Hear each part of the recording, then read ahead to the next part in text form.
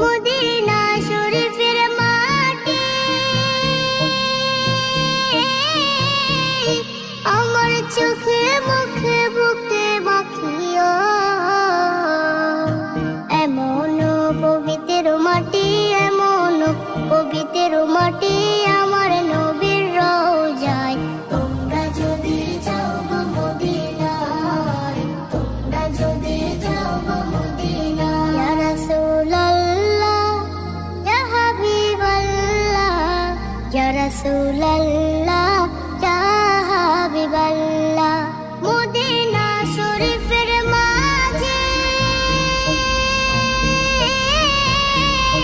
বেহেশতের বাগান আছে ও। সেই বাগানে শুয়ে আছেন, সেই বাগানে শুয়ে আছেন প্যারা নবী মুস্তাফায়।